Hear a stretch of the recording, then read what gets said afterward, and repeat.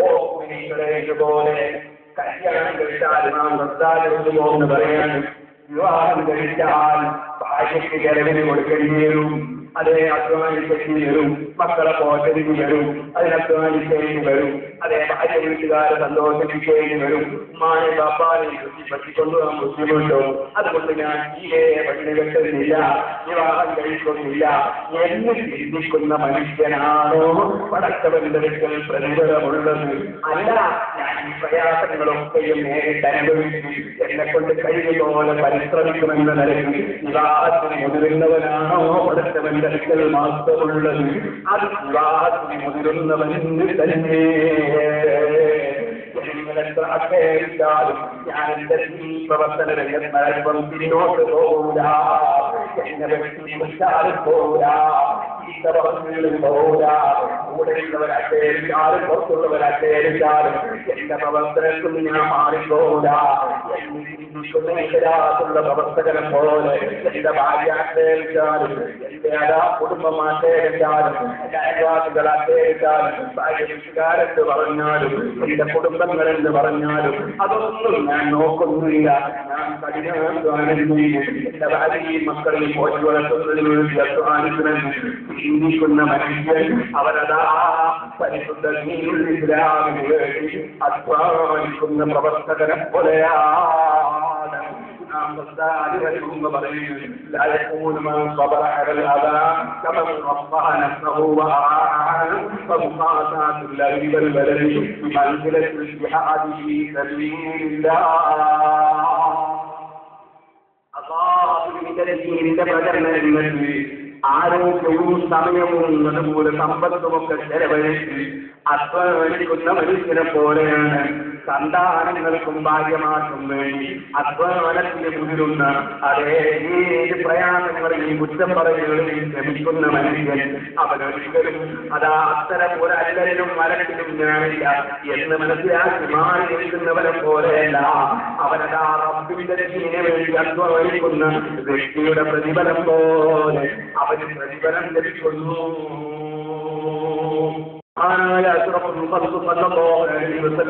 പറഞ്ഞു, ഭാര്യമാർക്ക് ചെലവിന് കൊടുക്കുന്ന ആളുകൾ അവരാ ചെലവിന് കൊടുക്കുന്നത് സദഖയാണ്, അതൊരിക്കലും തന്നെ നഷ്ടമല്ല.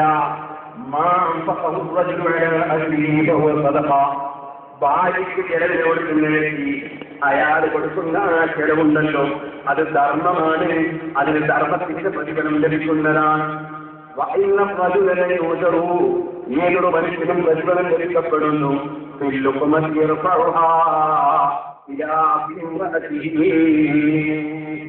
സ്വന്തം ഭാര്യയോ മക്കളോ അവരുടെ തൊണ്ടയിലേക്ക് കൊണ്ടുപോയിരുന്ന ഭക്ഷണം, ആ ഭക്ഷണത്തിന്റെ പേരിൽ അതിനുവേണ്ടി അധ്വാനിച്ച പുരുഷന് അല്ലാഹു സുബ്ഹാനഹു വ തആല വലിയ പ്രതിഫലം കൊടുക്കുന്നുണ്ടെന്ന് അഷ്റഫുൽ ഖൽഖ് സ്വല്ലല്ലാഹു അലൈഹി വസല്ലം തങ്ങൾ പഠിപ്പിക്കുകയാണ്. ഓ സഹോദരന്മാരെ, മഹാനായ ഇബ്നുൽ മുബാറക് റളിയല്ലാഹു അൻഹു പറഞ്ഞു, മഹാനവർകൾ പരിശുദ്ധ ഇസ്ലാമിന്റെ നിലനിൽപ്പിന് വേണ്ടി ശത്രുക്കളോട് പോരാടുന്ന യുദ്ധത്തിൽ പങ്കെടുത്തിരിക്കുകയായിരുന്നു. ആ സമയത്ത് കൂടെയുള്ളവരോട് മഹാനവർകൾ ചോദിച്ചു, തഅലമൂന അമലൻ അഫ്ള മിമ്മാ നഹ്നു ഫീഹി, നമ്മളിപ്പോൾ ശത്രുക്കളോട് പോരാടി ശരീരത്തിൽ വെട്ടും കുത്തും ഏറ്റെടുക്കാമെന്ന യുദ്ധത്തിലാണല്ലോ ഉള്ളത്, അതിനേക്കാൾ ബഹുമാനമുള്ള വല്ല അമലും നിങ്ങൾക്കറിയാമോ? കാലുമാനാരമുനാരിക്ക നമുക്കതറിയില്ല. ഇബ്നുൽ മുബാറക് റളിയല്ലാഹു അൻഹു അനായാലും എനിക്കറിയാം. കാലു അവർ ചോദിച്ചു, അതേതാണ്? അപ്പോൾ പറഞ്ഞു, റജുലുൻ മുതഅബ്ബിദുൻ ذو عادة إماما من الليل فنظر إلى صبيان نياما متكتفين فسترهم وطأهم بثوبه فعمله أفضل مما نحن فيه. അല്ലാഹുവിനെ ഭയപ്പെട്ടിരിക്കുന്ന ഒരു ബ്രഹ്മാണ്ടത്തിനും പോകാത്ത മനുഷ്യൻ, അദ്ദേഹത്തിന് കുടുംബമുണ്ട്, ഭാര്യയുണ്ട്, മക്കളുണ്ട്, അദ്ദേഹം രാത്രിയിലൊന്ന് എഴുന്നേറ്റതാണ്. രാത്രി എഴുന്നേറ്റ് നോക്കുമ്പോൾ പല പറയാൻ അദ്ദേഹത്തിന്റെ കുട്ടികളതാ മക്കളതാ കിടന്നുറങ്ങുന്നു. ആ മക്കൾ കിടന്നുറങ്ങുമ്പോൾ അവരെ തുണി പോയിട്ടുണ്ട്. അപ്പോൾ എന്ത് ചെയ്തു? തുണി പോയ കുട്ടികളുടെ തുണി അദ്ദേഹം ഉടനെ തന്നെ അവിടെ മറച്ചു കൊടുത്തു. അങ്ങനെ ആ തുണി പോയ കുട്ടികളുടെ തുണി അദ്ദേഹം ഉടനെ തന്നെ അവിടെ മറച്ചു കൊടുത്താൽ, ഒരു പുതപ്പെടുത്ത് കുറച്ചു കൊടുത്താൽ ആ നമ്മളിപ്പോൾ ഇസ്ലാമിന് വേണ്ടി പോരാടാൻ ഇറങ്ങിയവരാണെങ്കിൽ നമ്മളുടെ പ്രവൃത്തിയേക്കാൾ ആ മനുഷ്യൻ അല്ലാഹുവിന്റെ ബഹുമാനം ലഭിക്കുന്നവനാണ്. ഇബ്നുൽ മുബാറക് പറയുകയാണ്, അപ്പൊ കഠിനാധ്വാനം ചെയ്ത മക്കളെ പോറ്റുകയും അതുപോലെ തന്നെ ഭാര്യമാരെ വളർത്തുകയും ചെയ്യുന്നവർ അവർക്ക് അല്ലാഹുവിന്റെ വലിയ പ്രതിഫലമാണ്. അത് ചെറിയ പ്രതിഫലമല്ല സഹോദരന്മാരെ. അതാണ് എത്രയോ സംഭവങ്ങൾ ഈ വിഷയത്തിൽ മഹാന്മാരായ പണ്ഡിതന്മാരെ രേഖപ്പെടുത്തിയിട്ടുണ്ട്. മഹാന്മാരായ പണ്ഡിതന്മാർ ആ വിഷയത്തിൽ ഒരുപാട് സംഭവങ്ങൾ വിവരിച്ചിട്ടുണ്ട്. ഇരിക്കട്ടെ, അതുകൊണ്ടാ പറഞ്ഞത് അതെല്ലാം വലിയ കാര്യമാണ്. നേരത്തെ കഴിഞ്ഞുപോയ മഹാന്മാരിൽ ഒരാൾ ഇമാം ഗസ്സാലി റളിയല്ലാഹു ഉദ്ധരിക്കുകയാണ്. ഭാര്യയോടുകൂടെ കൂട്ടായി തന്റെ ജീവിതത്തിലേക്ക് മരിച്ചുപോയി. മരണത്തിന് ശേഷം പലരും അദ്ദേഹം വിവാഹാലോചന നടത്തി. ഭാര്യ മരിച്ചതിനും അദ്ദേഹം പറഞ്ഞില്ല, എന്റെ മനസ്സിൽ അതൊന്ന് ഞാൻ അല്ലാഹുവിന്റെ ഇബാദത്തിൽ തന്നെ മാറ്റിവെച്ച് ഇബാദത്തെ ജീവിതമില്ലാതെ ഞാനൊന്ന് ജീവിക്കട്ടെ എന്ന് പറഞ്ഞു. ഒരാഴ്ചക്കാലം കഴിഞ്ഞതിനു ശേഷം അദ്ദേഹം ഒരു ദിവസം ഉറങ്ങുന്ന സമയത്ത് കാണുകയാണ് ആകാശത്തിന്റെ വാതിൽകൾ തുറന്ന് കുറെ ആളുകൾ ഇറങ്ങി വരുന്നു. അവരൊക്കെയും കാറ്റിലൂടെ ഇങ്ങനെ പറഞ്ഞു നീങ്ങുകയാണ്. ഓരോരുത്തരും പിന്നാലെ പോവുകയാണ്. ഓരോ ആളുകളും സമീപത്തെത്തുമ്പോ അദ്ദേഹത്തിലേക്ക് കൂട്ടിയിട്ട് പറഞ്ഞു, ഇയാളാണല്ലോ കൈതറിയപ്പെട്ടാല്, ഇയാളാണല്ലോ ലക്ഷണം ചെട്ടാല് എന്നിങ്ങനെ പറയുകയാണ്. അങ്ങനെ 2-3 ആളുകൾ പറഞ്ഞു പോയപ്പോ എനിക്ക് അവരോട് എന്താണ് എന്നെ കുറിച്ച് ഇങ്ങനെ പറയുന്നത് മനസ്സിലാക്കാൻ ഒരിക്കലും എനിക്ക് ഭയം തോന്നി. അവസാനം ചെറുപ്പക്കാരൻ അവസാനം പോകുന്നത് കണ്ടു. ഞാൻ അദ്ദേഹത്തോട് ചോദിച്ചു, ആരാണ് നിങ്ങളിൽ പറയുന്ന ലക്ഷണം കെട്ടവൻ, ആരാണ് കൈതറിയപ്പെട്ടവൻ? ആ സമയത്ത് ആ ചെറുപ്പക്കാരൻ പറഞ്ഞു, നിങ്ങൾ തന്നെ. ഞാൻ ചോദിച്ചിരിക്കുന്നതിന്റെ കുഴപ്പം. അപ്പോൾ ആ അദ്ദേഹം ആ ചെറുപ്പക്കാരൻ പറയുന്നത്, നിങ്ങളുടെ സൽക്കർമ്മങ്ങൾ ഞങ്ങൾ ഇങ്ങനെ അല്ലാഹുവിലേക്ക് ഉയർത്തിക്കൊണ്ടുപോകാറുണ്ട്. അങ്ങനെ ഉയർത്തിക്കൊണ്ടുപോകുന്ന പ്രവർത്തനങ്ങളിൽ അല്ലാഹുവിന്റെ ദീനിന് വേണ്ടി അധ്വാനിക്കുന്ന കക്ഷികളുടെ പ്രവർത്തനത്തിന്റെ സ്ഥാനത്താണ് നിങ്ങളെ അവരുകളൊക്കെ ഇതുവരെ ഞങ്ങൾ ഉയർത്തിയത്. ഒരാഴ്ചക്കാലമായി ഇപ്പോൾ വീട്ടിലിരിക്കുന്ന അധ്വാനത്തിനിറങ്ങാത്ത ആളുകളെ പ്രവർത്തനത്തിന്റെ കൂട്ടത്തിലാണ് നിങ്ങൾ അമലുകളുള്ളത്. എന്താണ് സംഭവിച്ചതെന്ന് നിങ്ങൾക്ക് മനസ്സിലാകുന്നില്ല. ആ സമയത്ത് അദ്ദേഹം പെട്ടെന്നതാ ഉറക്കു തെളിയുന്നു. അദ്ദേഹത്തിന്റെ കൂട്ടാളികളോട് പറയുന്നു,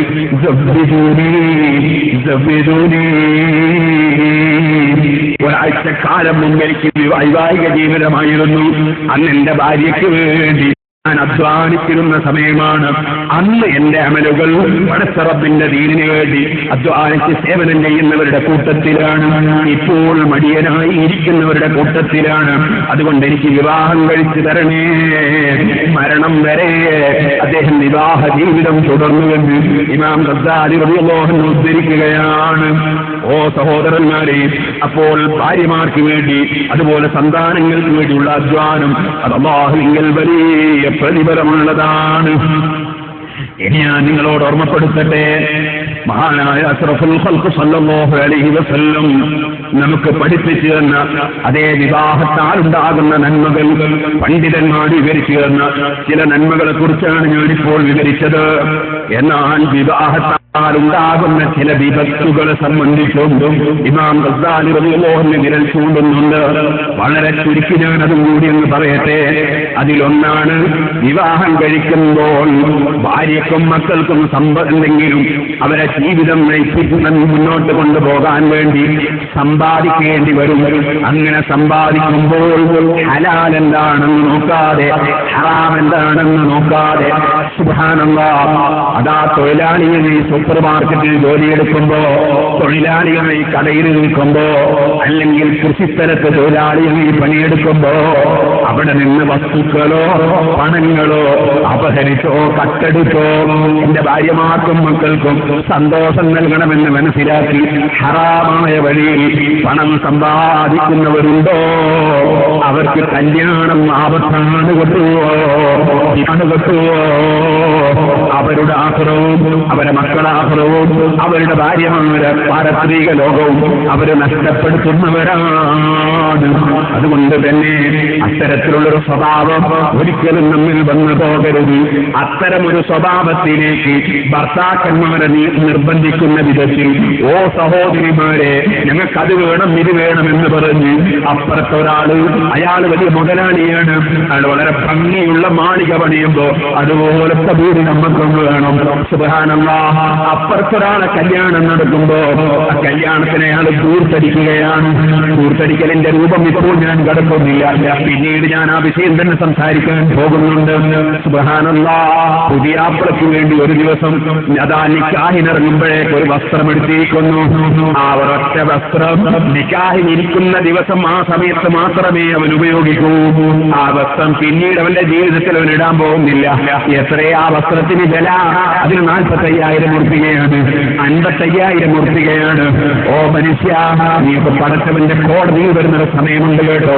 ശൈത്താനിന്റെ അനുയായി, അതേ ഇന്നൽ മുബദ്ദിരീന കാനൂ ഇഖ്വാന ശയാത്തീൻ, ശൈത്താന്റെ കൂട്ടാളികളാണ്, ശൈത്താന്റെ ജന്മാരാണ്, അനാവശ്യം ചെലവഴിക്കുന്നവരെന്ന് ഖുർആൻ പറഞ്ഞില്ലേ? അല്ലാഹു തആല തന്ന സമ്പത്ത് നിന്റെ കയ്യിലുണ്ടായപ്പോ നീ ചിന്തിച്ചില്ല. ആ 45,000 ഉറുപ്പികയിൽ നീ ഒരു 5,000 ഉറുപ്പികന്റെ സത്തും എടുത്തിട്ട് 40,000 ഉറുപ്പിക നീ മാറ്റിവെച്ചിരുന്നുവെങ്കിൽ ഒരു പാവപ്പെട്ട പെണ്ണിന് ഒരു 3 പവന് വാങ്ങിച്ചു കൊടുത്തുകൂടായിരുന്നോ? ഒരു ചികിത്സ കിട്ടാതെ ബുദ്ധിമുട്ടുന്ന ഒരു പാവപ്പെട്ടവന് ചികിത്സക്ക് മരുന്ന് വാങ്ങിച്ചു കൊടുത്തുകൂടായിരുന്നോ? ഒരൊറ്റ സമയത്തിടാൻ വേണ്ടി നീ 45,000-ന്റെ 65,000-ന്റെ വസ്ത്രം പിന്നിച്ചു കൊണ്ടുവന്നുവല്ലേ? സുബ്ഹാനല്ലാഹ്, അത് തന്നെ ചിലപ്പോ നിക്കാഹിനിരിക്കുമ്പോ സുബ്ഹാനല്ലാഹ് കണ്ടാ മനസ്സിലാകുന്നില്ല ഇത് കോമാളിയാണോ, ഇവന്റെ തലേക്കെട്ട് കണ്ടപ്പോ കാപ്പി വിൽക്കുന്നവനെ പോലെയുണ്ട്, അല്ലെങ്കിൽ സുബ്ഹാനല്ലാഹ് അതെ ഈ കോഫി വിൽക്കുന്നവന്റെ തലേക്കെട്ട് പോലെയുണ്ട്, അല്ലെങ്കിൽ സുബ്ഹാനല്ലാഹ് ഓണത്തിന്റെ ദിവസം ഇറങ്ങുന്ന ഓണപ്പട്ടന്റെ മാതിരിയുണ്ട്.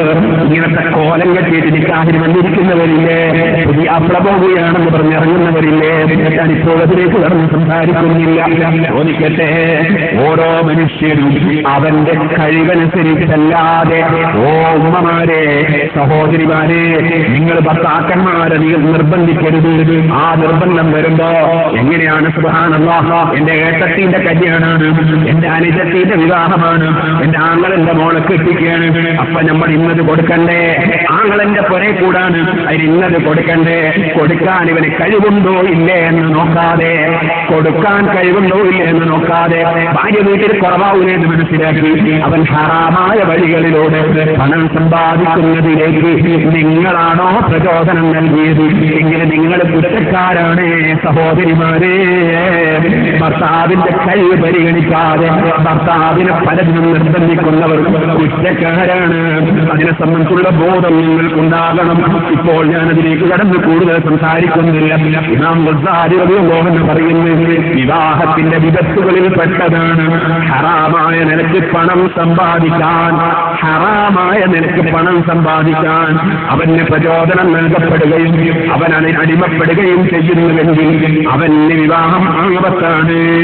മറ്റൊന്ന്, സുബ്ഹാനല്ലാഹ്, സ്വന്തം ഭാര്യയെയും സ്വന്തം മക്കളെയും നിയന്ത്രിക്കേണ്ടതുപോലെ നിയന്ത്രിക്കുന്നതിൽ വീഴ്ച വരുത്തിക്കൊണ്ടാണോ ഒരു മനുഷ്യന്റെ ജീവിതം?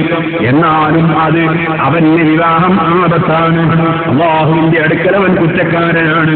ഓ അൻഫുസകും വഅഹ്ലീകും നാറാ, നിങ്ങളുടെ സ്വന്തം ശരീരങ്ങളും നിങ്ങളുടെ ഫാമിലിയുടെ ശരീരവും നിങ്ങളുടെ കുടുംബത്തിന്റെ ശരീരവും നിങ്ങൾ നരകത്തിനെ തൊട്ട് കാക്കണേ. പരിശുദ്ധ ഖുർആൻ അത് പറഞ്ഞിട്ടുണ്ട്. ചില ആളുകളുടെ കല്യാണം കഴിച്ചതിന് ശേഷം മക്കൾ എങ്ങനെ വളരുന്നു എന്നവർ ചിന്തിക്കുന്നില്ല, ഭാര്യ എന്ത് ചെയ്യുന്നു എന്നവർ ചിന്തിക്കുന്നില്ല. ഭാര്യയ്ക്ക് അവനതാ മൊബൈൽ ഫോൺ വാങ്ങിക്കൊടുത്തിട്ടുണ്ട്, വീട്ടിലും ഫോണുണ്ട്, അതേ നെറ്റിന്റെ സൗകര്യമുണ്ട്. ആ നെറ്റിലേക്ക് കടന്ന് എന്റെ മകൻ ഏതൊക്കെ ഹറാമാണ് നോക്കുന്നത്, ആ ഭാര്യ ഏതൊക്കെ ടൂണാണ് കേൾക്കുന്നത്, അവിടെ ആ മൊബൈലിലൂടെ ആരെയൊക്കെയാ പഠിക്കുന്നത്? എന്താണ് അവൾ ചെയ്യുന്നത്? ഇത്തരത്തിലുള്ള നിയന്ത്രണങ്ങളൊന്നുമില്ലാതെ സുബ്ഹാനല്ലാഹ് ടെലിവിഷൻ വാങ്ങി വെച്ചു കൊടുത്തിട്ടുണ്ട്. അതേ വാർത്ത കേൾക്കാനാണെങ്കിൽ കുഴപ്പമില്ല, അതുപോലെ എന്തെങ്കിലും കാര്യത്തിനാണെങ്കിൽ കുഴപ്പമില്ല. പക്ഷേ ആ ടെലിവിഷൻ തുറന്നു വെച്ചിട്ട് അവളതാ നോക്കി രസിക്കുന്ന സിനിമകൾ, അതുപോലെ സീരിയലുകൾ ആ നോക്കി രസിക്കുന്ന സമയത്ത് തൊട്ടടുത്ത വീട്ടിലെ ചെറുപ്പക്കാരനും അതിന്റെ ഇപ്പുറത്തെ കസേരയിൽ വന്ന് കൂടെയിരിക്കുന്നു. അവനുണ്ടായാലും ശരിയില്ലെങ്കിലും ശരി അന്യപുരുഷന്മാരും കൂടെയിരിക്കുന്നു. ആദ്യമാദ്യം അവരുള്ള ദിവസം വന്നിരുന്നു, ഒരു ദിവസം അവനില്ല. അന്ന് വന്നപ്പോഴും സാധാരണ തുറന്നു കൊടുക്കുന്നതല്ലേ ഭർത്താവ്. പിന്നെ ഞാനെങ്ങനെ ഇവനെ തിരിച്ചേക്കും? അന്നത്തെ ദിവസം ഭർത്താവില്ലാതെ രണ്ടുപേരും കൂടെ ഇരുന്ന് കണ്ടു. മൂന്നാം ദിവസം ഭർത്താവില്ലാത്ത സമയം നോക്കി വന്നു. ഇന്നാലില്ല, അപകടം പലതും വരുത്തി വെച്ചു. ഉത്തരവാദി നീയല്ലേ സഹോദരാ, എന്തിന് നീ ഇതിനേർപ്പാട് തുടങ്ങി? അങ്ങനെ ഭാര്യയ്ക്കും നിനക്കും വാർത്ത കേൾക്കണോ? നീ ടെലിവിഷൻ വെച്ചോ, തെറ്റില്ല. അതുപോലെ മൊബൈൽ ഫോൺ ആവശ്യമാണോ? ഉപയോഗിച്ചോ. പക്ഷേ അത് അനാവശ്യത്തിന് ഉപയോഗിക്കുന്നുണ്ടോ? ഇല്ലേ? നെറ്റുകൾ തുറന്നെവിടെയൊക്കെയാണ് കടന്നു പോകുന്നത്? ചിന്തിക്കണ്ടേ? ഓ ഉമ്മമാരെ, നിങ്ങളും ശ്രദ്ധിച്ചോ. നിങ്ങളെ മക്കൾ കുറച്ച് ദിവസം കഴിയുമ്പോൾ ചമ്മാടികളായിട്ട് മുഴുവൻ പത്രങ്ങളിലും അവരതാ പ്രതികളായി പിടിക്കപ്പെട്ടതായി പത്രങ്ങളിൽ വന്നു കിട്ടുന്നതിന് മുമ്പ്, പോലീസ് സ്റ്റേഷനിൽ ടെലിഫോൺ വരുന്നതിന് മുമ്പ്, മീഡിയകളിൽ നിങ്ങളെ മക്കളെ പ്രതികളായി പ്രത്യക്ഷപ്പെടുത്തുന്നതിന് മുമ്പ് നിങ്ങളിപ്പോ തന്നെ ചിന്തിച്ചോ, മക്കൾ എന്തെല്ലാം കാര്യങ്ങളാ നോക്കുന്നത്, എന്തെല്ലാം വിഷയത്തിലാ പോകുന്നത്. അത് നോക്കാനും ചിന്തിക്കാനും സമയമില്ലാതെ അതേ മക്കളെ പോറ്റുന്നതിനും ഭാര്യമാരെ നിയന്ത്രിക്കുന്നതിനും വീഴ്ച വരുത്തുന്ന വ്യക്തിയാണോ അവന് വിവാഹം വിപത്താണ് കേട്ടോ, വിവാഹം നാശമാണ് കേട്ടോ. ഇമാം ഗസ്സാലി റളിയല്ലാഹു അൻഹു വിശദീകരിക്കുന്നു, കഫാബിൽ മറീസ് ആശ്രിതരായി ജീവിക്കുന്നവർ അവരതാ പാഴായി പോകുന്ന നിലക്കാണ് ഒരു മനുഷ്യൻ ജീവിക്കുന്നതെങ്കിൽ അവന് പടച്ച റബ്ബിന്റെ അടുക്കൽ കുറ്റവും തെറ്റും കിട്ടാൻ അത് തന്നെ ധാരാളം മതി. നബി സല്ലല്ലാഹു അലൈഹി വസല്ലം തങ്ങളിൽ നിന്ന് ഇമാം ഗസ്സാലി റളിയല്ലാഹു അൻഹു ഉദ്ധരിക്കുന്നു, കുല്ലുക്കും റാഇൻ വകുല്ലുക്കും മസ്ഊലുൻ അൻ റഇയതിഹി. നിങ്ങൾ ഓരോ കക്ഷികളും ഓരോ വിഷയത്തിന്റെ ഉത്തരവാദിത്വമുള്ളവരാണ്. നിങ്ങളെ ഉത്തരവാദിത്തങ്ങളെ സംബന്ധിച്ച് അല്ലാഹു നിങ്ങൾ ചോദ്യം ചെയ്യപ്പെടുന്നതാണ്. നിങ്ങളെ ഭാര്യമാരെ വേണ്ടതുപോലെ നിങ്ങൾ ശ്രദ്ധിച്ചിട്ടുണ്ടോ? മക്കളെ ശ്രദ്ധിച്ചിട്ടുണ്ടോ? നിങ്ങളോട് ചോദ്യമുണ്ട്. അതുപോലെ അൽമർഅതു റാഇയത്തുൻ ഫീ ബൈതി സൗജിഹാ, ഭർത്താവിന്റെ വീട്ടിൽ ജീവിക്കുന്ന പെണ്ണ്, ആ പെണ്ണിനോട് ആ ഭർത്താവിന്റെ വീട്ടിൽ വളരുന്ന ചെറിയ മക്കളെ വേണ്ടതുപോലെ നിയന്ത്രിച്ചിട്ടുണ്ടോ? അവന്റെ സ്വത്തുക്കൾ അവൾ വേണ്ട പോലെ സംരക്ഷിച്ചിട്ടുണ്ടോ? അവളെ വീട്ടിൽ അവന്റെ ഇഷ്ടപ്രകാരം നീക്കിയിട്ടുണ്ടോ? വീട് ഭരിക്കുന്ന പെണ്ണിനോടും അല്ലാഹുവിൽ പ്രത്യേകം ചോദ്യമുണ്ട്. നബി സല്ലല്ലാഹു അലൈഹി വസല്ലം തങ്ങൾ പറയുകയാണ്, ഇതെല്ലാ വിഭാഗത്തിലും ഉണ്ട് കേട്ടോ. മദ്രസയിലെ സദർ മുഅല്ലിമീങ്ങളില്ലേ, ഒരു മുഅല്ലിം സമയം തെറ്റിച്ച് വരുന്നുണ്ടെങ്കിൽ അതിന്റെ പൂർണ്ണ ഉത്തരവാദിത്വം അല്ലാഹുവിന്റെ അടുക്കൽ സദറിൽ ഹെഡായി പ്രവർത്തിക്കുന്ന മുഅല്ലിമീങ്ങൾക്കാണ് കേട്ടോ. ഒരു സ്ഥാപനത്തിൽ അതേ സ്ഥാപനത്തിലുള്ള സ്റ്റാഫുകൾ സമയം തെറ്റി ചെയ്യുന്നുണ്ടോ? കൃത്യനിഷ്ഠ പാലിക്കുന്നില്ലേ? മാനേജർക്ക് പൂർണ്ണമായ ഉത്തരവാദിത്വമുണ്ട് കേട്ടോ. അതുപോലെ തന്നെ കണക്ക് കൈകാര്യം ചെയ്യുന്ന സ്ഥലത്ത് കണക്ക് കൈകാര്യം ചെയ്യുന്നതിന്റെ ഹെഡ് ആരാണോ അവിടെയുള്ള മുഴുവൻ കണക്കിനെ സംബന്ധിച്ചും ആ ഹെഡിന് ഉത്തരവാദിത്വമുണ്ട് കേട്ടോ. അതുപോലെ തന്നെ അതാ ദർസിന് നേതൃത്വം നൽകുമ്പോൾ ദർസിൽ പഠിക്കുന്ന മുതഅല്ലിമീങ്ങളുടെ കാലം കഴിച്ചുകൊണ്ട് നാട്ടിൽ പോയി നേരം നോക്കുന്ന ചില മുദരിസന്മാരില്ലേ, സുബ്ഹാനല്ലാഹ്, ദർസിൽ പഠിക്കുന്ന കൊല്ലം അതാ 4 കത്തർന്നെത്തിയിട്ടുള്ളൂ മുതഅല്ലിമി. എന്തേ കാരണം? മുദരിസിന് നാട്ടിൽ പോകാനേ സമയമുള്ളൂ. മുദരിസിന് കുട്ടികളൊരു പ്രശ്നമല്ല.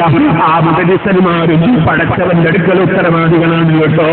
ആ ചെറിയ മുതഅല്ലിമികളെ കാലം കഴിച്ചതിന് അവര് പൂർണ്ണമായ ഉത്തരവാദികളാണ് കേട്ടോ. ഇതുപോലെ തന്നെ ഒരു പീടികയിൽ മേൽനോട്ടത്തിനൊരാളെ ഏൽപ്പിച്ചാൽ ആ പീടികയിൽ നഷ്ടം വരുന്നുണ്ടെങ്കിൽ അവനതിന് പൂർണ്ണ ഉത്തരവാദിത്വമാണ് കേട്ടോ. ആ നിലക്ക് ആർക്ക് എന്ത് ഉത്തരവാദിത്വമുണ്ടോ? അതെ, അതുപോലെ തന്നെ അതാ ക്യാൻറ്റീനിൽ ഭക്ഷണം ഉണ്ടാക്കാൻ വേണ്ടി ഏതെങ്കിലും അതാ കുറച്ച് കുക്കുമാരെ ഏൽപ്പിച്ചാൽ ആ ക്യാൻറ്റീനിലെ ഭക്ഷണം അത് കഴിക്കുന്ന വ്യക്തികൾക്ക് അവർക്ക് സന്തോഷകരമാകുന്ന വിധത്തിലല്ലാതെ എങ്ങനെയെങ്കിലും ഉണ്ടാക്കി കൊടുത്താൽ ആ ക്യാൻറ്റീനിലെ ജോലിക്കാർക്ക് മുഴുവനും പടച്ചവന്റെ അടുക്കൽ ഉത്തരവാദിത്വമുണ്ട് കേട്ടോ. പടച്ചവന്റെ കോടതി കോടതിയിൽ ചോദ്യം ചെയ്യപ്പെടും കേട്ടോ. അതുപോലെ തന്നെ സ്ഥാപനങ്ങൾ നടത്തുന്നവർ, ഞാൻ നിങ്ങളോട് പറയട്ടെ, സിറാജുൽ ഹുദയുടെ സ്ഥാപനത്തിന്റെ ഒരു കുറഞ്ഞ സ്ഥലം എനിക്ക് വഴി പോകാൻ വേണ്ടി റോഡിൽ വരുമോ എന്ന് ഒരാൾ 2 ദിവസം മുമ്പ് ഞാൻ മംഗലാപുരത്തുള്ളപ്പോൾ വിളിച്ചു ചോദിച്ചു. ഞാൻ പറഞ്ഞു, പടച്ചവന്റെ മുമ്പിൽ പ്രതിയാകാൻ ഞാനില്ല. എന്റെ സ്വന്തം സ്വത്താണോ, ആർക്കും കൊടുക്കാൻ എനിക്ക് അധികാരമുണ്ട്. അതേസമയത്ത് സിറാജുൽ ഹുദയുടെ സ്വത്താണോ, അതിന്റെ ഒരു ഇഞ്ച് ഭൂമി പോലും പൊരുത്തപ്പെട്ടു കൊടുക്കാൻ എനിക്ക് അധികാരമില്ല. അതെന്റേതല്ല, എന്റെ പിതാവിന്റേതല്ല, എന്റെ ഉമ്മയുടേതല്ല, എന്റെ ഭാര്യയുടേതല്ല, എന്റെ മക്കളുടേതല്ല. അതേതെങ്കിലും ഒരു വ്യക്തി അനധികൃതമായി കൈവശപ്പെടുത്തുന്നുണ്ടെങ്കിൽ അതിന് പൂർണ്ണമായ ഉത്തരവാദിത്വം സെക്രട്ടറി എന്ന നിലയിൽ എനിക്കുണ്ട്. ഇതുപോലെ ഓരോ മദ്രസയുടെയും പള്ളിയുടെയും സെക്രട്ടറിമാർക്കുണ്ട്, ഓരോ സ്ഥാപനങ്ങളും നടത്തുന്നവർക്കുണ്ട്, ഓരോ മുത്തവല്ലിമാർക്കുമുണ്ട്, ഓരോ സംഘടനയുടെയും നേതാക്കൾക്കുണ്ട്. അങ്ങനെ അല്ലാഹുവിന്റെ അടുക്കൽ ഏത് മനുഷ്യനെ സംബന്ധിച്ചും അവനവൻ ഉത്തരവാദിത്വമുള്ള വിഷയങ്ങളെ സംബന്ധിച്ച് ചോദ്യം ചെയ്യപ്പെടുമെന്ന് അഷ്റഫുൽ ഖൽഖ് സ്വല്ലല്ലാഹു അലൈഹി വസല്ലം വളരെ വ്യക്തമായി തന്നെ ഇമാം ബുഖാരി റിപ്പോർട്ട് ചെയ്ത ഹദീസിൽ പഠിപ്പിച്ചിട്ടുണ്ട്.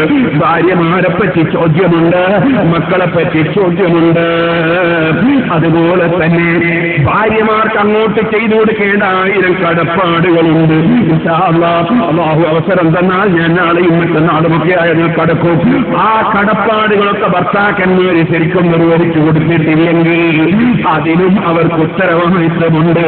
അതൊന്നിനും നിൽക്കാതെ ചില കക്ഷികളുണ്ട്, കല്യാണം കഴിച്ചു, കുട്ടിയായി, ഇവനെ പിന്നെ കാണുന്നില്ല, ഇവൻ പോയി കളഞ്ഞു, സുബ്ഹാനല്ലാഹ്, പിന്നെ ഭർത്താവിനെ കാണുന്നില്ല, പോയിട്ട് കുറെ കാലമായി എവിടെയാണെന്ന് വിവരമില്ല. വേറെ ചിലർ കല്യാണം കഴിച്ചു, അവനങ്ങനെ തന്നെ ദുബായിലേക്ക് വിസയും എടുത്തു പോയി, അവിടെ ചെന്നിട്ട് പിന്നെ ഇങ്ങ് ഭാര്യയുണ്ട് എന്നുള്ള ഓർമ്മയില്ല. ഖത്തറിൽ പോയി പിന്നെ ഇവിടെ മക്കളുണ്ട് എന്നുള്ള ഓർമ്മയില്ല. ചിലർ അവിടുന്നും പോയി.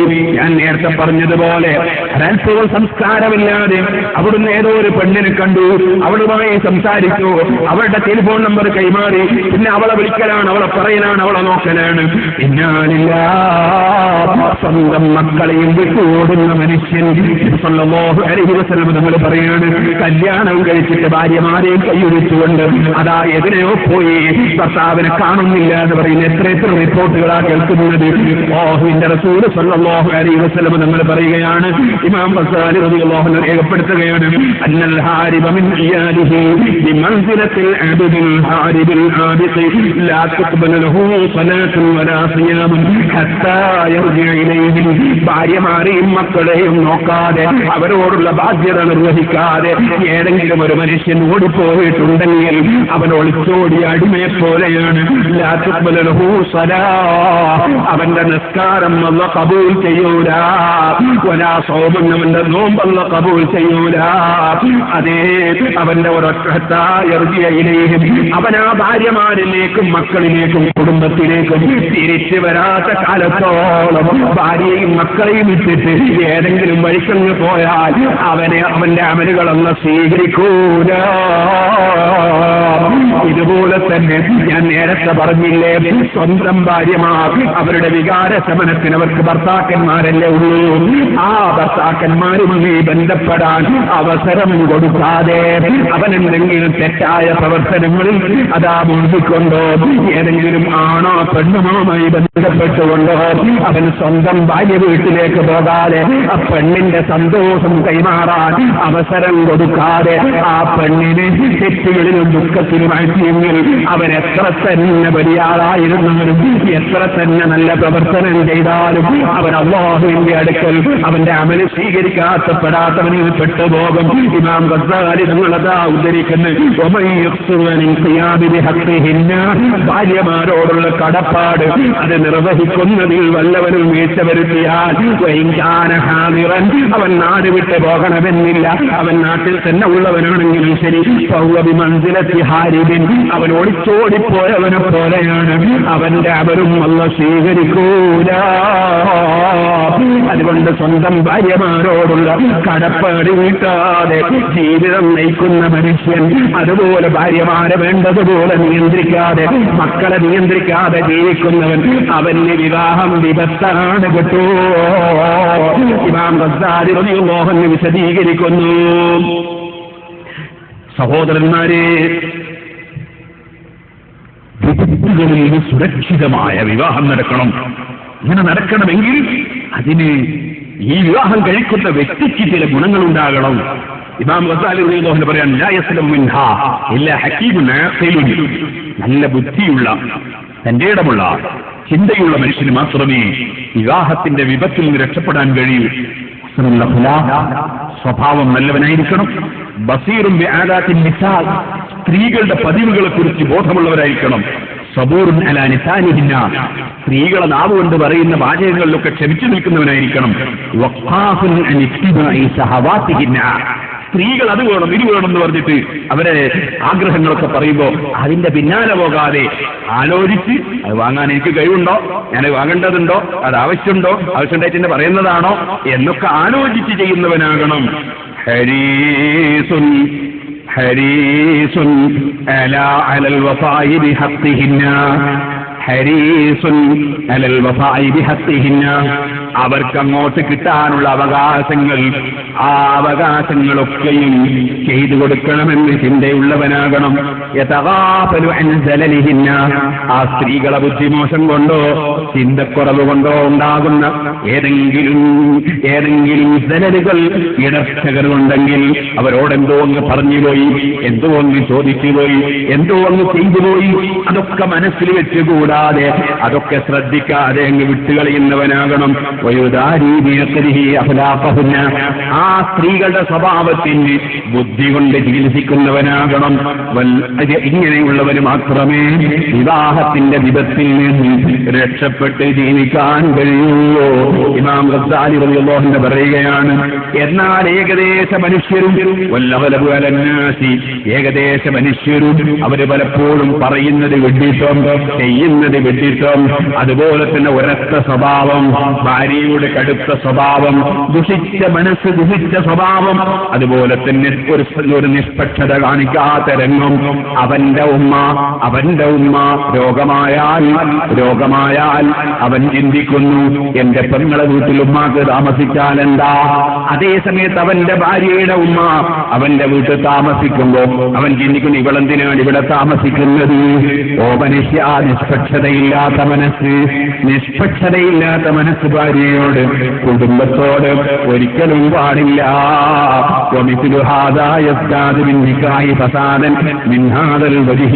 ഇങ്ങനെ ചിന്തയില്ലാതെ ഇരിക്കുന്ന മനുഷ്യന് വിവാഹം കൊണ്ട് വലിയ വിപത്തുകൾ സംഭവിക്കുമെന്നും അവന്റെ ആഖിറത്ത് തന്നെ കേടുവരുമെന്നും മഹാനായ ഇമാം ഗസാലി റഹിമഹുല്ലാഹ് വിപത്തുകൾ വിശദീകരിച്ചുകൊണ്ട് വിവരിക്കുന്നു. ഓ സഹോദരന്മാരെ, ഞാൻ നേരത്തെ നമ്മൾ പറഞ്ഞ സമയത്ത് തന്നെ പ്രസംഗം നിർത്തും. അതുകൊണ്ട് ഇനി ഞാൻ മറ്റു ചില വിഷയങ്ങളിലേക്ക് കടക്കുന്നു. വിവാഹത്തിന്റെ കർമ്മശാസ്ത്രപരമായ നിയമം എന്താണ്? വിവാഹം കഴിക്കൽ നിർബന്ധമാണോ സുന്നത്താണോ? لواجب عن الإمام الشافعي ومعظم الأصحاب ثم التابعي وبعضهم قد أوجبوا للخائف حكاه في عوارف المعارف. സഹോദരന്മാരെ, ഇമാം ശാഫിഈ റളിയല്ലാഹു അൻഹു പറയുന്നു, വിവാഹം കഴിക്കൽ നിർബന്ധമുള്ള വിഷയമല്ല, മറിച്ച് അത് സുന്നത്തുള്ള വിഷയമാണ്. ആർക്കാണ് സുന്നത്ത്?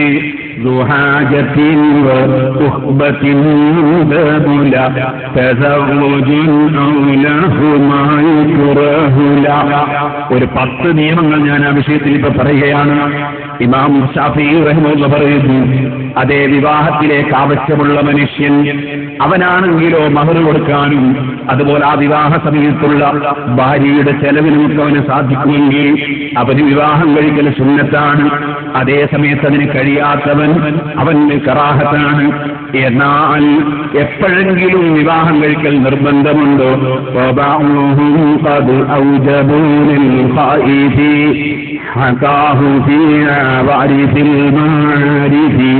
ഒരു മനുഷ്യന് വിവാഹം കഴിച്ചില്ലെങ്കിൽ ഞാൻ ഹറാമ് ചെയ്തു പോകും എന്ന് ബോധ്യപ്പെടുകയാണെങ്കിൽ അവന് വിവാഹം കഴിക്കൽ നിർബന്ധമാണ്. സുബ്ഹാനല്ലാഹ്. അതേ സമയത്ത് കഴിവില്ലാത്തൊരു മനുഷ്യൻ, ആ കഴിവില്ലാത്ത മനുഷ്യൻ അവന്റെ വിധി എന്താണ്? അവന്റെ വിധി കമാലി മഹ്ദൂരിൻ ലദൈഹിൽ ലുഹബ വല്ലൂകൽ സുബ്ബി കദാകൽ ഉന്നാ. വിവാഹത്തിന് കഴിവില്ലാത്തവന് കറാഹത്താണെന്ന് പറഞ്ഞല്ലോ. എന്നാൽ ആ കറാഹത്തായ മനുഷ്യനവന് വിവാഹം ആവശ്യമുള്ളവനാണെങ്കിലോ അവനെ സംബന്ധിച്ചിടത്തോളം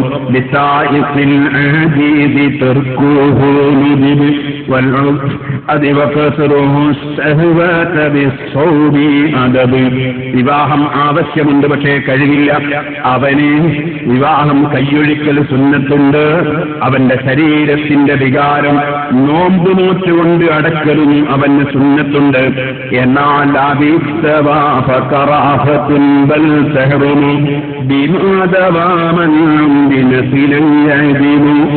നോമ്പ് നോറ്റുകൊണ്ട് അതിനെ കുറിച്ച് ഇന്നലെ ഞാൻ പറഞ്ഞിട്ടുണ്ട്. നോമ്പ് നോറ്റുകൊണ്ട് വികാരത്തെ അടക്കിപ്പിടിക്കലല്ലാതെ മരുന്നുപയോഗിച്ചുകൊണ്ട് വികാരത്തെ ഇല്ലാതെയാക്കിയാലോ അത് വിരോധിക്കപ്പെട്ട സംഗതിയാണ്. അതവന്റെ ജീവിതത്തിൽ ഒരിക്കലും മക്കളുണ്ടാകാത്ത രൂപത്തിലാണ് മരുന്നുപയോഗിക്കുന്നതെങ്കിൽ അത് ഹറാമാണ്. ഒരു മനുഷ്യന് നോമ്പ് പിടിച്ചിട്ടും അവന്റെ വികാരത്തെ ശമിപ്പിക്കാൻ കഴിയുന്നില്ലെങ്കിലോ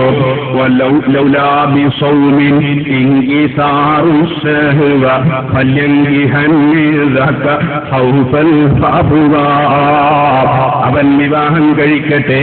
അവൻ തെറ്റ് ചെയ്തു പോകുമെന്ന് കണ്ടാൽ കഴിവില്ലെങ്കിലും അവൻ വിവാഹത്തിന് മുതിരണമെന്നാണ് പണ്ഡിതന്മാർ രേഖപ്പെടുത്തുന്നത്. എന്നാൽ ഇമാം മാലിക് റളിയല്ലാഹു അൻഹുവിന്റെയും അഹ്മദ് ബിൻ ഹംബൽ റളിയല്ലാഹു അൻഹുവിന്റെയും ഇമാം അബൂ ഹനീഫ റളിയല്ലാഹു അൻഹുവിന്റെയും മദ്ഹബ് പ്രകാരം മാലികിൻ വ അഹ്മദിൻ വൽ ഹനഫി ഇജാബുഹു സായിഖ ലിത്തഅഫുഹി. വിവാഹം ആവശ്യമുള്ള മനുഷ്യൻ അവൻ വിവാഹം കഴിക്കൽ അതാ നിർബന്ധമാണെന്ന് തന്നെ മാലികി മദ്ഹബും അഹ്മദ് ബിൻ ഹംബൽ തങ്ങളുടെ മദ്ഹബും ഹനഫി മദ്ഹബും പറഞ്ഞിട്ടുണ്ട്. എന്നാൽ ജീവിതത്തിൽ ഒരിക്കലെങ്കിലും വിവാഹം കഴിക്കണമെന്നാണ് ഇമാം ദാവൂദ് റളിയല്ലാഹു അൻഹുവിന്റെ പക്ഷം. ഈ മദ്ഹബിൽ ഇമാം ദാവൂദ് അതാ വജൂബുഹു ഫി കുല്ലി മർറ. ഇത് പുരുഷന്മാരെ വിവാഹവുമായി ബന്ധപ്പെട്ട 10 നിയമങ്ങളാണ്. എന്നാൽ സ്ത്രീകളെ വിവാഹവുമായി ബന്ധപ്പെട്ട 5 നിയമങ്ങളും കൂടി പറയട്ടെ.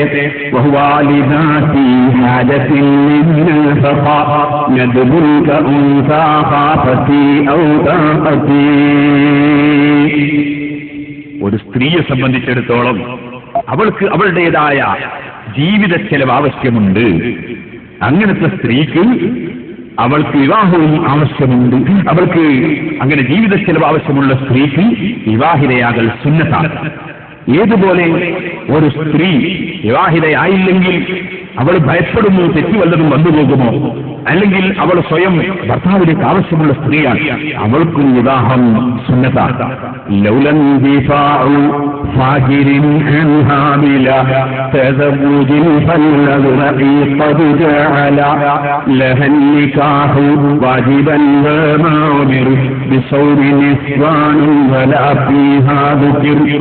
അതേ സമയത്ത് അവൾ വിവാഹത്തിന് മുതിരുന്നില്ലെങ്കിൽ ഏതോ ഒരു തെമ്മാടിയായ മനുഷ്യൻ മുഖേന അവൾ തെറ്റിലകപ്പെട്ടു പോകുമെന്ന് അവൾക്ക് തോന്നിയാൽ അവൾക്ക് വിവാഹത്തിന് മുതിരൽ നിർബന്ധമാണ്. അവൾ വിവാഹം നടത്തൽ നിർബന്ധമാണ്.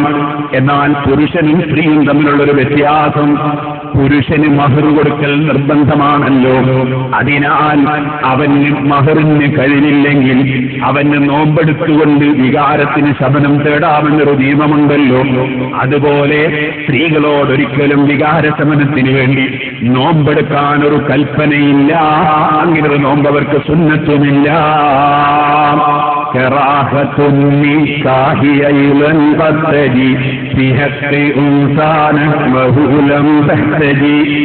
വിവാഹത്തിലേക്ക് ആവശ്യമില്ലാത്ത ഒരു പെണ്ണാണെങ്കിൽ ആ പെണ്ണിന് വിവാഹം കഴിക്കൽ കറാഹത്താണ്. ഏതുപോലെ വിവാഹം ആവശ്യമില്ലാത്ത പുരുഷൻ അവൻ വിവാഹം കഴിച്ച് അവനതായി ഇബാദത്തുമായി ജീവിക്കുന്നത് പുണ്യമാണല്ലോ. അതുപോലെ തന്നെ എന്നാൽ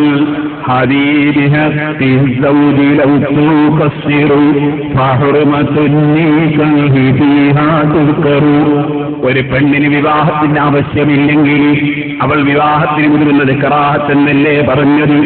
എന്നാൽ അവൾ വിവാഹത്തിന് മുതിർന്നാൽ സ്വന്തം ഭർത്താവിന്റെ കടപ്പാടുകൾ വീട്ടിക്കൊടുക്കാൻ അവൾക്ക് ശാരീരികമായോ മറ്റോ കഴിയില്ലെന്ന് വന്നാൽ അവൾ വിവാഹത്തിന് മുതിരുന്നത് ഹറാമാണ്. കാരണം അവന്റെ ജീവിതം കൊലയാനും അവന്റെ മനപ്രയാസമുണ്ടാക്കാനും അവന്റെ കുടുംബത്തിൽ പ്രശ്നമുണ്ടാകാനും അത് നിമിത്തമാകുമല്ലോ. അതിനാൽ അവൾ വിവാഹത്തിൽ മുതിരുന്നത് ഹറാമാണ്. ഇങ്ങനെ 5 നിയമങ്ങൾ സ്ത്രീകളെ സംബന്ധിച്ചും 10 നിയമങ്ങൾ ഇമാം മഹാനായ മർഖാദി റഹിമഹുല്ലാഹ് അതാ പുരുഷന്മാരെ സംബന്ധിച്ചും വിവരിച്ചിട്ടുണ്ട്. ഇനി സഹോദരന്മാരെ, വിവാഹം നടക്കുന്നവർക്ക് വിവാഹം നടക്കണമെങ്കിൽ ആ വിവാഹത്തിന് എന്തൊക്കെയാണ് ഘടകങ്ങൾ? വിവാഹം നടക്കണമെങ്കിൽ അതിന്റെ ഘടകങ്ങൾ എന്താ?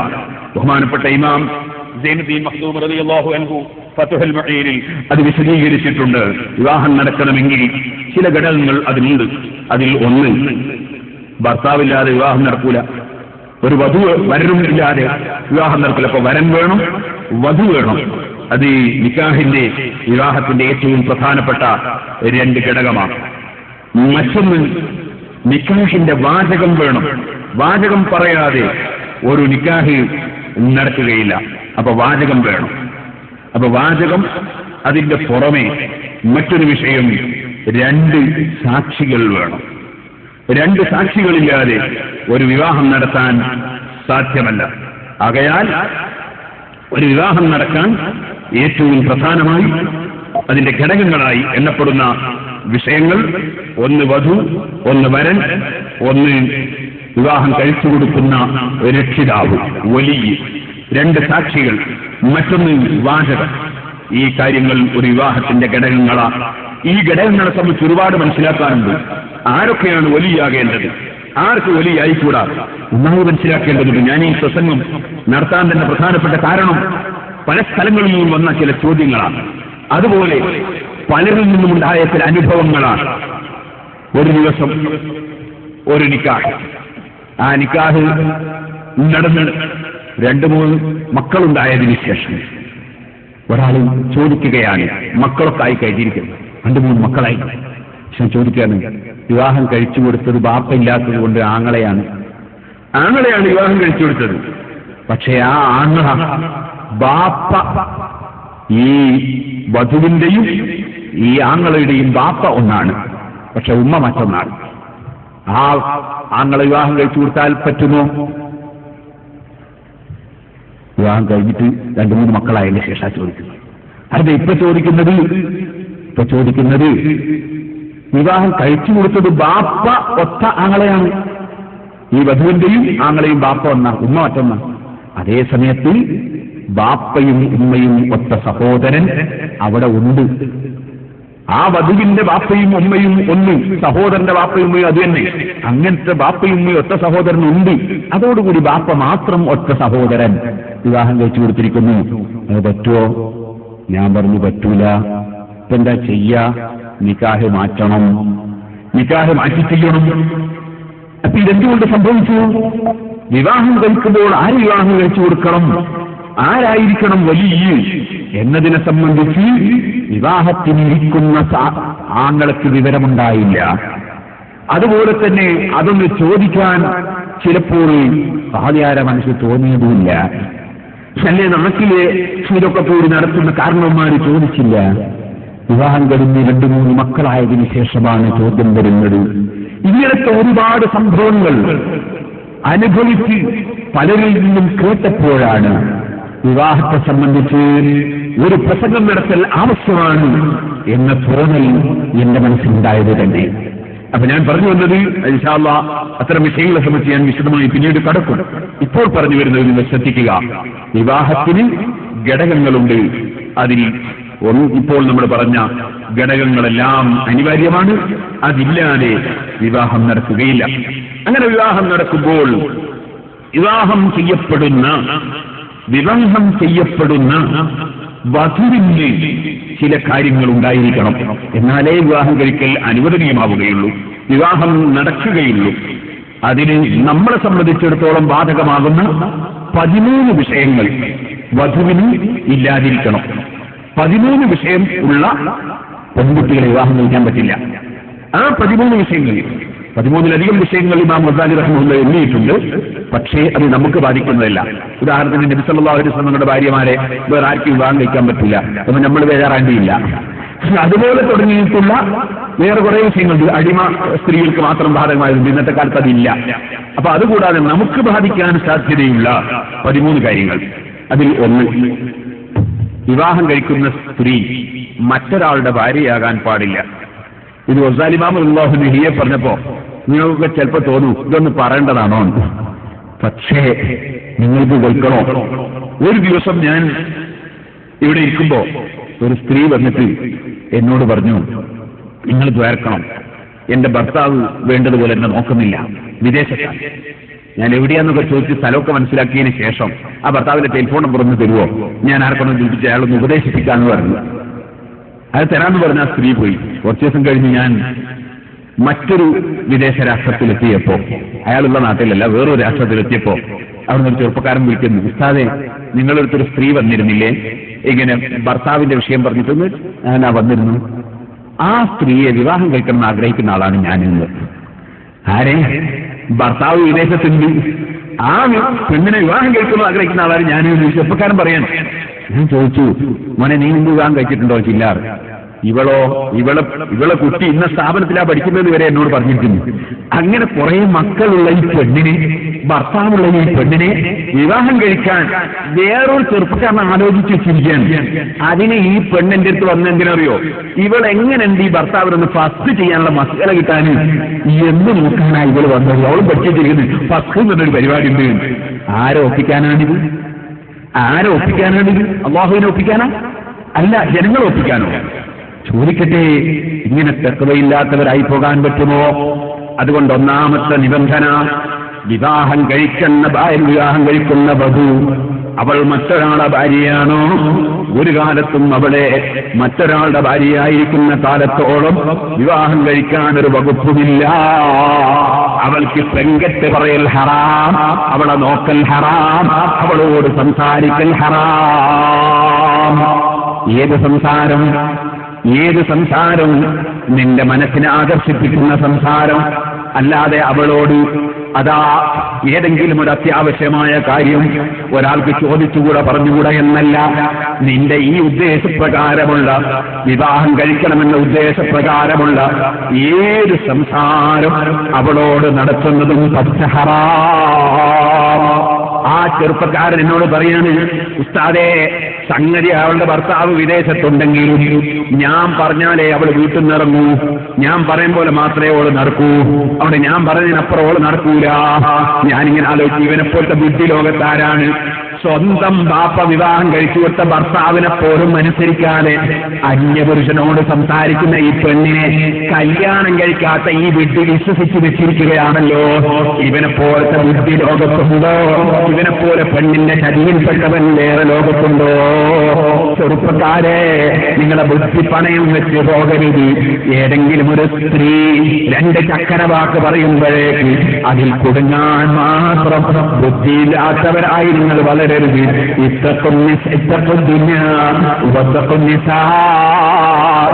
നിങ്ങൾ ദുനിയാവിനെ സൂക്ഷിക്കണേ, സ്ത്രീകളെ സൂക്ഷിക്കണേ.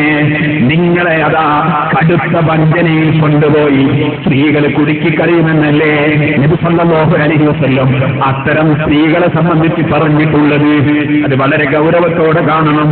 ചെറുപ്പക്കാരാ, ചിലപ്പോൾ നിനക്കൊരു കത്ത് തന്നുകൊണ്ടോ നിനക്കൊരു ടെലിഫോൺ നമ്പർ തന്നുകൊണ്ടോ നിന്നെ ആകർഷിപ്പിച്ച്, നിന്റെ ബാപ്പ ഇഷ്ടപ്പെടാതെ, നിന്റെ കുടുംബം ഇഷ്ടപ്പെടാതെ നിന്നെ ആകർഷിപ്പിച്ച് വല്ല സ്ത്രീയോ വല്ല പെൺകുട്ടിയോ നിന്നെ ആകർഷിപ്പിച്ച് കൊണ്ടുപോകുമ്പോൾ നിന്റെ ബാപ്പയുമായി നീ തെറ്റി, ഉമ്മയുമായി തെറ്റി, കുടുംബവുമായി തെറ്റി.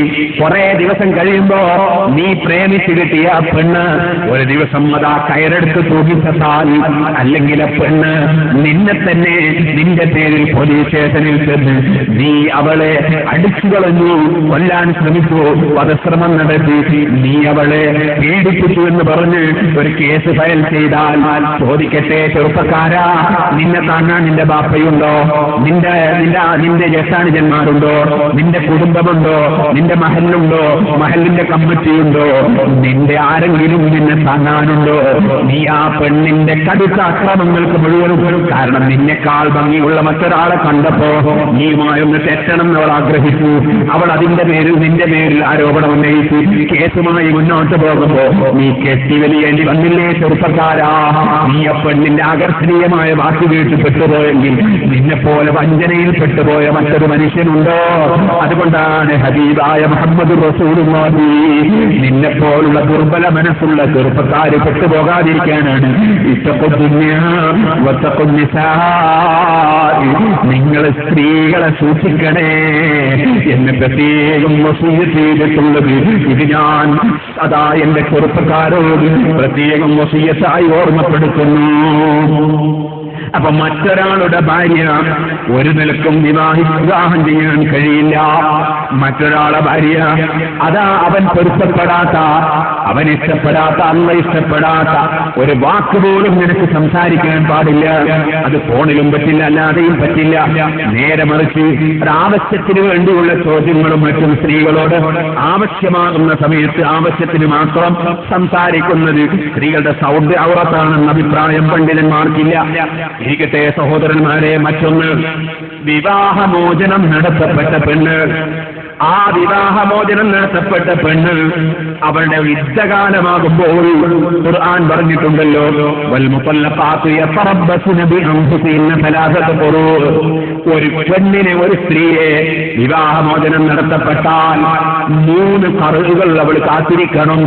3 ഖർഉ കഴിയുന്നത് വരെ അവൾക്ക് മറ്റൊരു വിവാഹം പാടില്ല, വിവാഹാലോചനയും പാടില്ല. ആ 3 ഖർഉ എന്ന് പറഞ്ഞാൽ എന്താണ്? അത് 3 ശുദ്ധിയാണ്.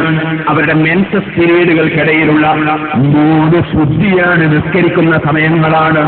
ആ 3 ശുദ്ധികൾ അതില്ലാതെ ഒരു പെണ്ണിന്റെയും യുദ്ധ കഴിയൂല.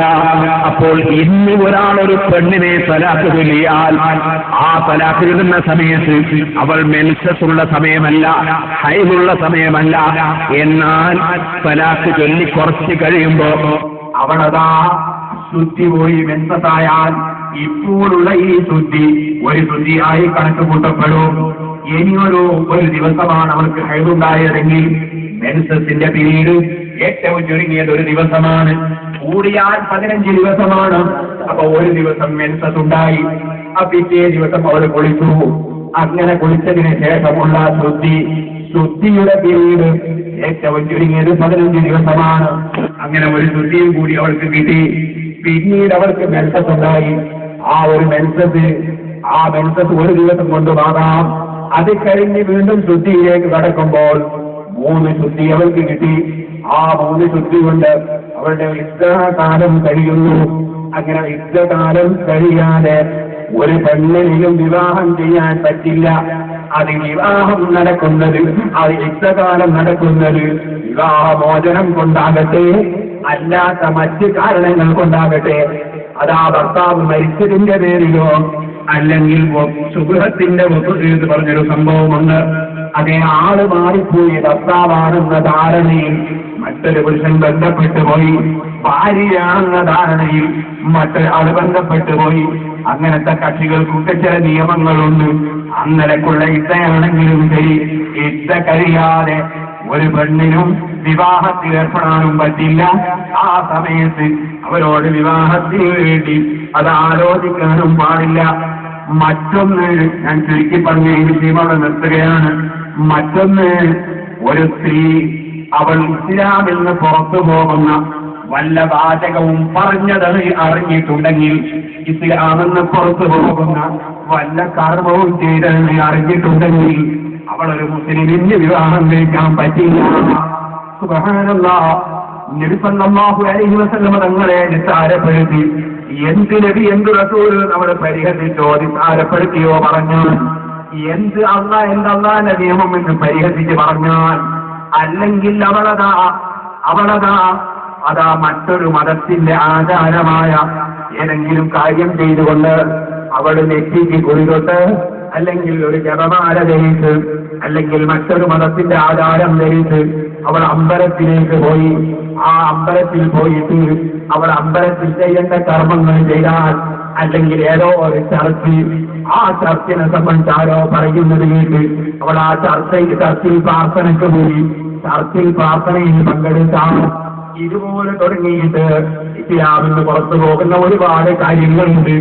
ആ കാര്യങ്ങൾ ചെയ്തവളോ പറഞ്ഞവളോ ആണെന്ന് വല്ല നിലക്കും എനിക്ക് വിവരം കിട്ടിയാൽ അവൾ ഇസ്ലാമിലേക്ക് തിരിച്ചു വരാതെ, അവൾ ഷഹാദത്ത് കലിമത്തല്ലാതെ എന്നിട്ട് അവൾ തെറ്റിപ്പോയാകെയും അവൾ തിരുത്തി അത് പ്രഖ്യാപിക്കാതെ അവളെ വിവാഹം കഴിക്കാൻ നിർവാഹമില്ല.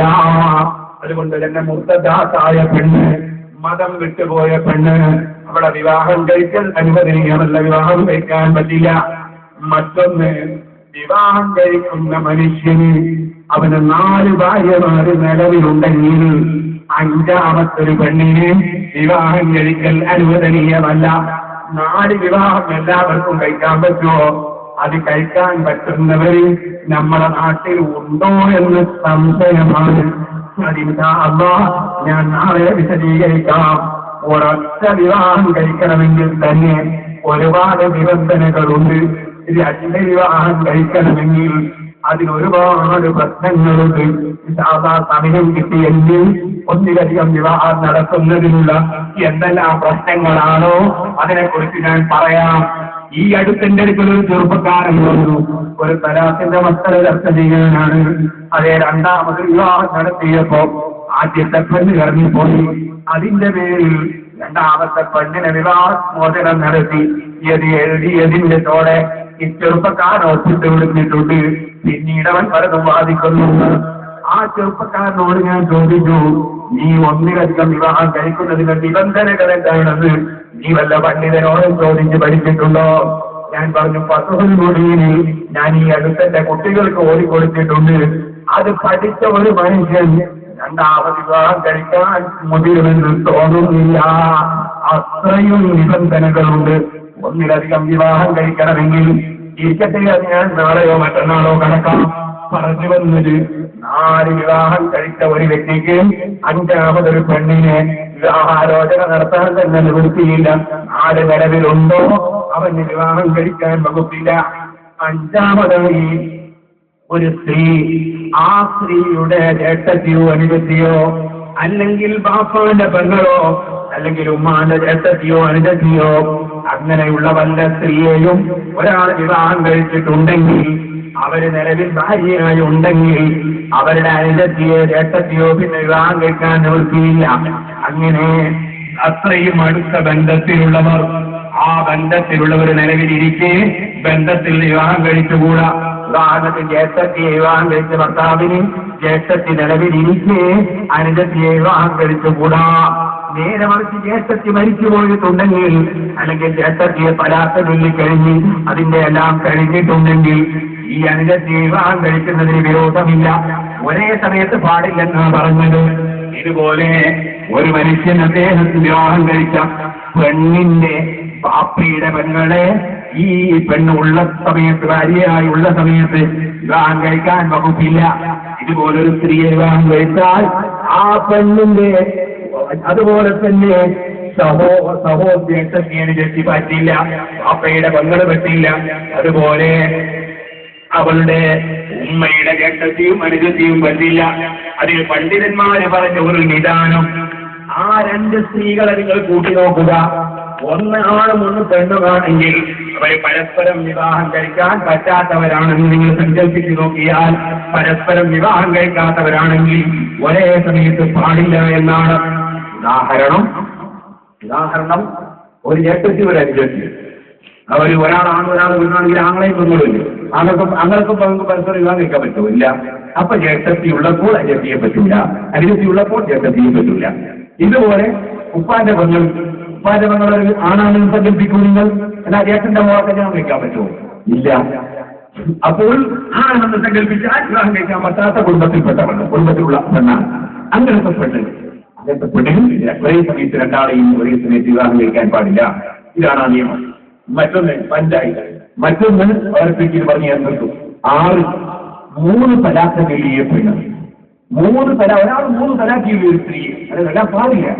അങ്ങനെ ചൊല്ലിയാൽ പിന്നെ ആ സ്ത്രീയെ അവൾക്ക് വിവാഹം കഴിക്കാൻ നേർക്കിനേരെ വകുപ്പില്ല. അപ്പൊ 3 തലാഖ് ചൊല്ലി കൊടുക്കാൻ ആരും പോകണ്ട. 3 തലാഖ് അതെങ്ങനെ ചൊല്ലിയാൽ ഒരു നിക്കാഹ് നടത്തി, അങ്ങനെ ആ നിക്കാഹ് നടത്തിയതിന് ശേഷം അവളെ ഒരു തലാഖിയിൽ അങ്ങനെ തലാഖിയിൽ യുദ്ധ കഴിഞ്ഞപ്പോ അവനെന്ത് ചെയ്തു? ആ വിവാഹം കഴിച്ച ആള് തലാഖിയിൽ യുദ്ധ കഴിഞ്ഞപ്പോ വീണ്ടും അവൾ തന്നെ നിക്കാഹ് ചെയ്തു. കുഴപ്പമില്ല, പിന്നെ ഒരു തലാഖിയിൽ അങ്ങനെ 2 തലാഖായി. 2 നിക്കാഹിന് ഓരോ തലാഖ്.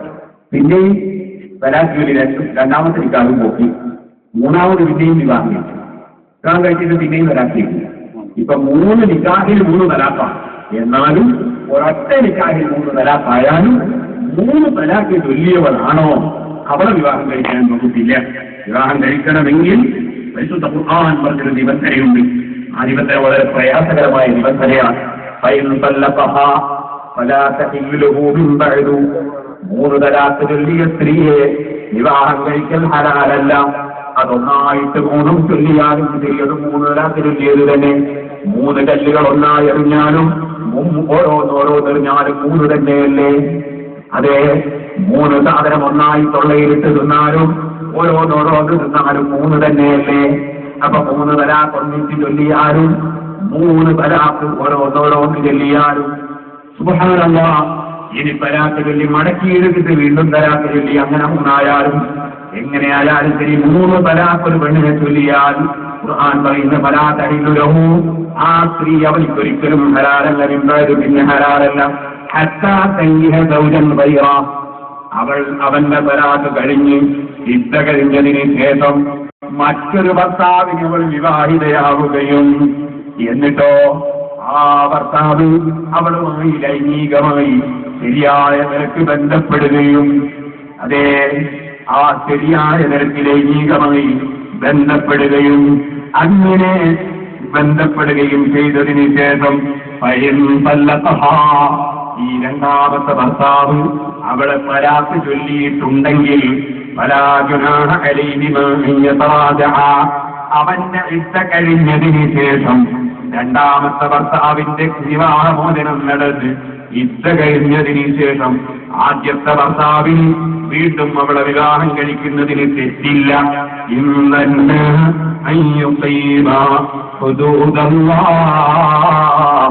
അങ്ങനെ വിവാഹം കഴിക്കുമ്പോ വിവാഹം തമാശയല്ല. അതുകൊണ്ട് തന്നെ അല്ലാഹുവിന്റെ അതിരുവരമ്പുകളൊക്കെ ലംഘിക്കാതെ നിലനിർത്തി നല്ല കൂട്ടു ജീവിതം നയിക്കുമെന്ന് അവരെ മനസ്സിൽ ഉറപ്പ് തോന്നുന്നുണ്ടെങ്കിലാണ് പറഞ്ഞത് ഇതല്ലാന്റെ അതിരുവരമ്പാണ് കേട്ടോ. അല്ലാഹുവിൽ വിശ്വസിക്കുകയും വിവരം നേടുകയും ചെയ്ത ആളുകൾക്ക് വേണ്ടി അല്ലാഹ് അവന്റെ അതിരുവരമ്പുകൾ, അവന്റെ നിയമങ്ങൾ വിവരിക്കുകയാണ്.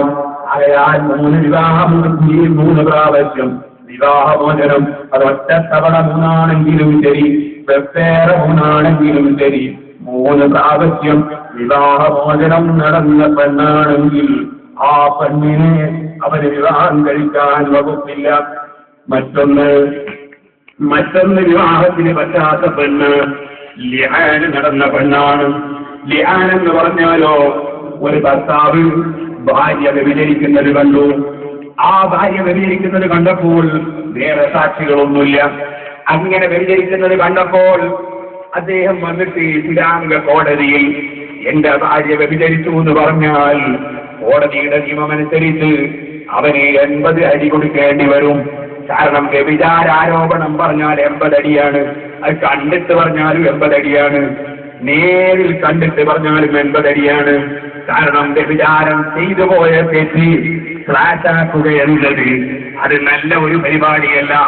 അതുകൊണ്ട് ആരെങ്കിലും വ്യഭിചരിച്ചതായി അറിഞ്ഞാൽ അത് ഫ്ലാറ്റാക്കുന്നത് തെറ്റാണ്. അതുകൊണ്ട് പറഞ്ഞാൽ 80 അടിയാണ്. അത് ഭർത്താവ് തന്നെ കണ്ടിട്ട് പറഞ്ഞാലോ അവരും 80 അടിയാണെന്ന് പറഞ്ഞാൽ കുടുങ്ങിയില്ലേ അവൻ. അതുകൊണ്ട് അല്ലാഹു തആല ഒരു നിയമം വെച്ചിരിക്കുന്നു. ആ നിയമം എന്താണ്? അതേ 4 പ്രാവശ്യം ഭർത്താവ് കോടതിയിൽ സാക്ഷി നിൽക്കുക. ഞാൻ പറയുന്നത് സത്യമാണ്, അവൾ കള്ളം പറയുകയാണ്, അവൾ വ്യഭിചരിച്ചിരിക്കുന്നു, ഞാനത് കണ്ടതാണ് എന്ന് പറഞ്ഞ് സാക്ഷി പറയുക. 5-ാമത്തെ പ്രാവശ്യം അവൻ കോടതിയിൽ പറയണം, ഞാൻ പറയുന്നത് കളവാണെങ്കിൽ പടച്ചവന്റെ ലയനത്തെനിക്കുണ്ടാകട്ടെ എന്നവൻ പറയണം. അങ്ങനെ പറഞ്ഞാൽ അവനെ വ്യഭിചാരാരോപണത്തിന്റെ പേരിൽ ശിക്ഷിക്കൂല. എന്നാൽ അവളെയോ അവളെ പേരിൽ നടപടിയെടുക്കാതിരിക്കണമെങ്കിൽ അവൾ 4 പ്രാവശ്യം പറയണം, അവൻ പറഞ്ഞത് കളവാണ്, ഞാൻ പറയുന്നത് സത്യമാണ്, ഞാൻ വ്യഭിചാര കുറ്റം ചെയ്തിട്ടില്ല. അതിന്റെ പുറമെ 5-ാമതായി അവൾ പറയണം, ഞാൻ പറഞ്ഞത് കളവാണെങ്കിൽ എന്റെ പേരിൽ അല്ലാതെ ലഅനത്തുണ്ടാകട്ടെ എന്ന് പറയണം.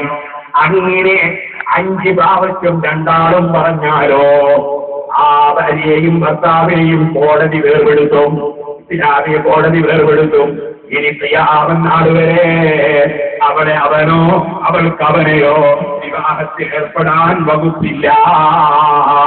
ഇതാണ് ജിഹാദ് നടന്ന പെണ്ണ് എന്ന് പറയുന്നത്. മറ്റൊന്ന്, ഒരാൾ ഹജ്ജിന് വേണ്ടിയോ അല്ലെങ്കിൽ ഉംറയ്ക്ക് വേണ്ടിയോ ഇഹ്റാം കെട്ടിക്കഴിഞ്ഞാൽ ആ മനുഷ്യൻ, അത് വധുവാകട്ടെ വരനാകട്ടെ ആരാണെങ്കിലും ശരി,